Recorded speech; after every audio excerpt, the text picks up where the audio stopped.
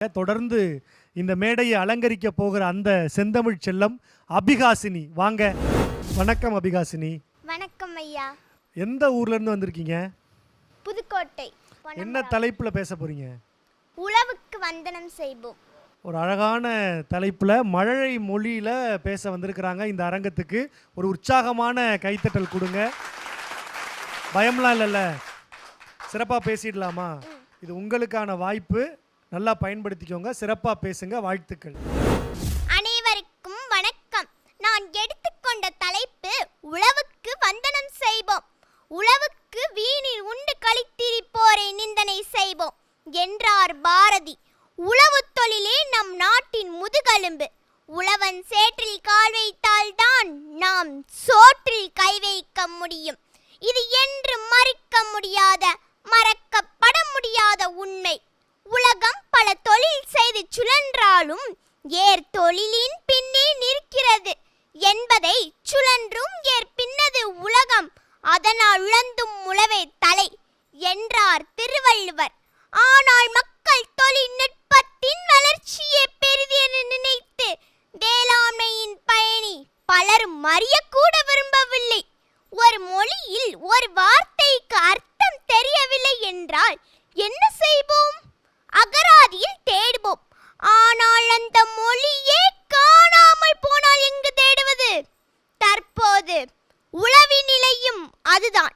சோழ நாடு சோறுடைத்து என்று கூறப்பட்ட நமது டெல்டா பகுதி இன்று கூறு போட்டு விற்கப்படுகிறது. சற்று கவனமாக கேளுங்கள். சோழ நாடு சோறுடைத்து என்று கூறப்பட்ட நமது டெல்டா பகுதி இன்று கூறு போட்டு விற்கப்படுகிறது. நீர் உயர நெல் உயரும், நெல் உயர வரப்புயரும், வரப்புயர கோணுயரும், கோணுயர குடி உயரும் என அன்று கூறினார் ஔவையார். இன்று காவேரி காய்ந்து விட்டது, வைகை வறண்டு விட்டது, கொள்ளிட மணல் கொள்ளை போனது, விவசாயம் நிலங்கள் பல அடுக்குமாடிகள் ஆகின, வரப்புகள் நெடுஞ்சாலைகளாக மாறின. கணினியில் கை வைக்கும் நாம் கழனியில் கால் வைக்க மறப்பது ஏன்? என் அப்பா செய்யும் விவசாயத்தை இன்று நான் எட்டி கூட பார்க்கவில்லை என்றால் நாளை என் தலைமுறையே எட்டில் மட்டுமே பார்க்கும். இவை ஒரு பக்கம் இருக்க, மறுபக்கம் உலகமயமாக்கல், தாராளமயமாக்கல் என்ற பெயரில் உழவு தொழிலை தன் வசப்படுத்திக் கொள்ள நினைக்கிறது கார்ப்பரேட் கம்பெனிகள். சற்று சிந்தியுங்கள். உழவு என்பது தொழில் மட்டுமல்ல, உழவு என்பது தொழில் மட்டுமல்ல, அது உயிரின் ஆதாரம். ஆதலால் இவ்வுலகிற்கு அச்சாணியாய் விளங்கும் உழவினை பள்ளி மற்றும் கல்லூரிகளில் கட்டாய செய்முறை பாடமாக்குவோம். இதை வருங்கால இந்தியாவின் வாரிசு என்கிற முறையில் பதிவு செய்கிறேன். வாருங்கள், உழவினை காக்க அனைவரும் உழவனாய் மாறுவோம். உணவூட்டும் விவசாயத்திற்கு உயிர் ஊட்டுவோம். அப்போதுதான் நாம் மட்டுமல்ல, நம் தலைமுறையை பாதுகாக்கலாம். நன்றி.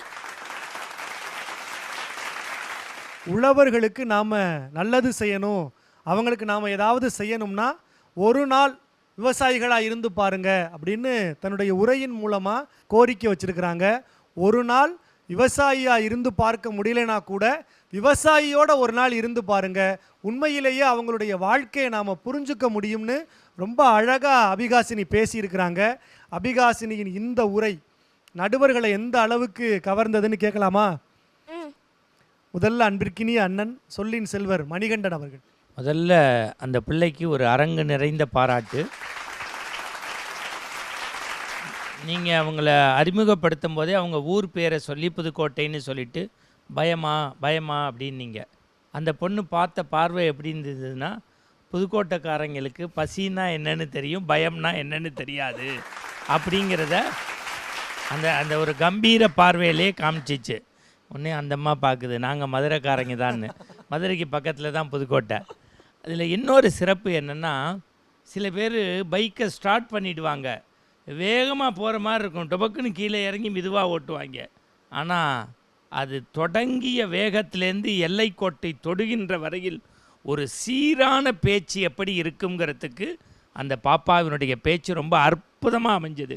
ரெண்டாவது விஷயம் என்னன்னு சொன்னால், இந்த அரங்கத்திற்குள்ளே வந்திருக்கக்கூடிய பல பேச்சாளர்கள் வித்தியாச தலைப்பில் என் பள்ளி, அப்புறம் வயிறு குறித்து, ராமாயணம் குறித்து இதெல்லாம் பேசினாங்க. உழவுங்கிறது தமிழனுடைய உடம்பில் ஒட்டிருக்கக்கூடிய மச்சம் போலது. அந்த மச்சத்தை மீண்டும் நினைவுபடுத்தி உழவு தொழிலுக்காக உயிர் கொடுத்த உன் பேச்சு தான் தமிழ் எங்கள் உயிர்மையின் உயிர்ப்பு பேச்சு. நன்றி. அபிகாசினுடைய இந்த உரை குறித்து மதிப்புரையை அன்பிற்கினிய அக்கா கவிதா ஜவஹர் அவர்கள்.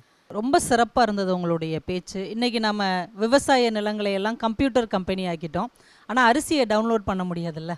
அப்படிங்கிற அந்த யதார்த்த உண்மையை ரொம்ப அருமையாக பேசுனதுக்கு உங்களுக்கு என்னுடைய வாழ்த்துக்கள். உங்களுடைய பேச்சு இந்த வயக்காட்டில் நீர் பாயும் இல்லையா, அப்போ அப்படியே ஒன்று போல் போகும் இல்லையா, அந்த ஒரு பாய்ச்சலாக உங்களுடைய பேச்சு இருந்தது.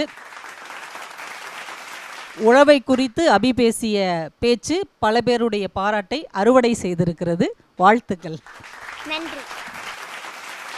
ரொம்ப அழகாக பேசியிருக்கிறீங்க. தமிழங்கள் உயிர்மை சுட்டிகளில் தொடர்ந்து உங்களுடைய குரல் ஒலிக்கட்டும். வாழ்த்துக்கள். நன்றி.